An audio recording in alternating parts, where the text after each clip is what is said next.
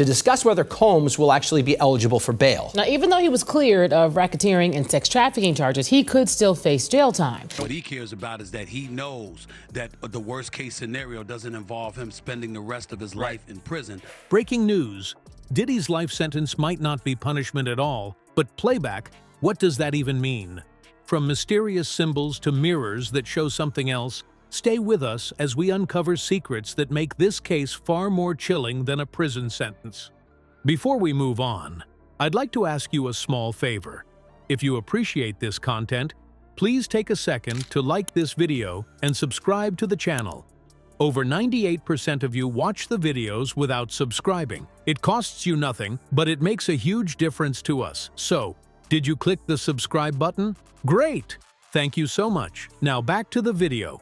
Imagine being sentenced to life in prison, except it doesn't feel like prison at all. On Diddy Combs' trial, it was a split verdict. The jury finding Combs guilty on 2 counts, but not guilty of the most serious charges. Diddy's case is already legendary, but it's not for the reasons you'd expect. Things started taking a turn for the bizarre with Carlo, a longtime maintenance worker.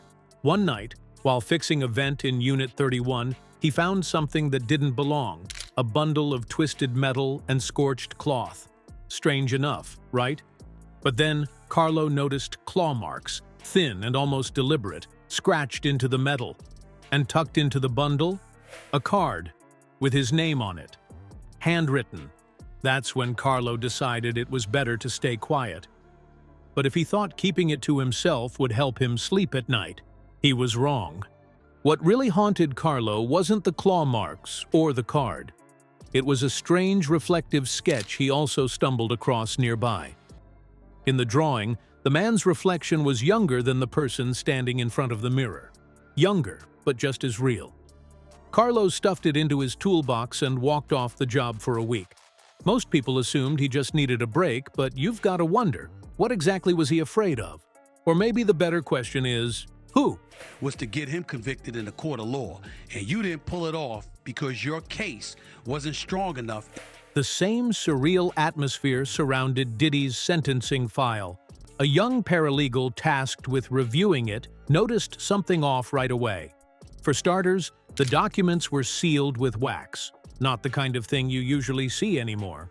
Inside, she found a foil strip with the words, "Witness, do not rehearse." Above it was a list of 46 names. A couple stood out, names like Jeffrey Epstein included, but the rest, unknown. She held the foil to a mirror, and that's when she saw it. An unfamiliar hallway reflected back. No explanation, no context, just a word etched backwards into the foil. Playback. To discuss whether Combs will actually be eligible for bail. Now, even though he was cleared of racketeering and sex trafficking charges, he could still face jail time. And then there's Diddy himself. When he arrived at the prison, the biometric scanners couldn't process him, like the machine didn't recognize him as, well, human. He walked in holding a tarnished mirror and stared at it like a man seeing something he couldn't unsee. What's he orchestrating here? Something tells me this isn't just about serving time. For this particular trial, and he said that could not stand. Aaron, the defense has made arguments that this is racially motivated. What if Diddy's prison cell is less about confinement and more about spectacle, like a stage no one realizes they're watching? Cell 31, where Diddy is held, has everyone in the facility on edge. Nurses and corrections officers working near it have reported glitches with cameras and security systems repeatedly crashing whenever Diddy walks by, as if the building itself reacts to him. One nurse swore the security feed flickered into live static whenever he glanced at a certain corner of the hallway. Others just stopped asking questions altogether. Then there's his behavior. That humming he seems to keep just loud enough for the staff to hear. How much jail time could he face for the convictions on those 2 lesser charges? And more immediately, will he get out on bail? A 5-note sequence, always the same tune, yet unsettling in its familiarity. Diddy won't eat, won't speak, but carefully positions a small mirror to catch the faintest shard of light angling it like he's looking for something only he understands. Combs' attorneys huddled around him. Combs looked incredibly disappointed. He had his head down at the floor. One nurse caught her own name whispered while walking past, though Diddy hadn't moved or spoken. And another? She swears her watch froze at exactly 1:11 p.m. every time her footsteps took her near cell 31. Coincidence? No one's so sure.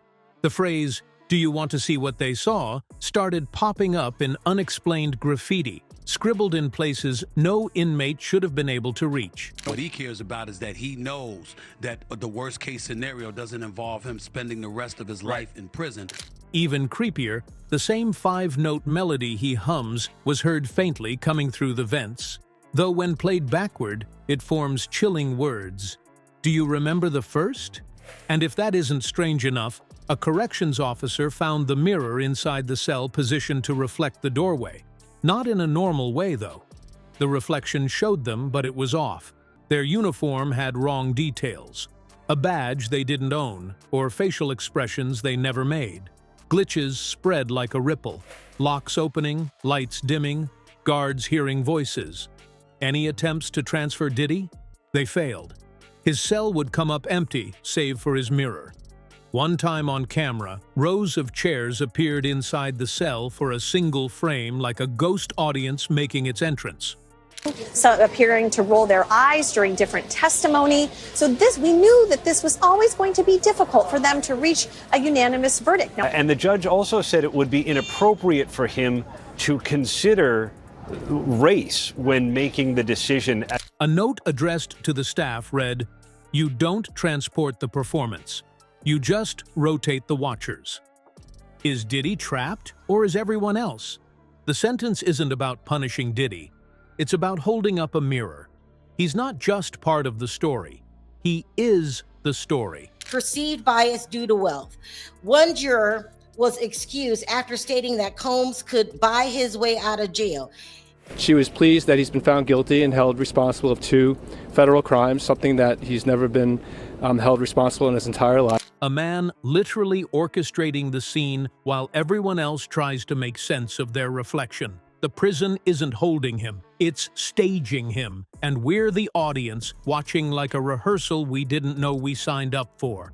The jury in the Sean Combs trial has delivered a partial verdict to the judge.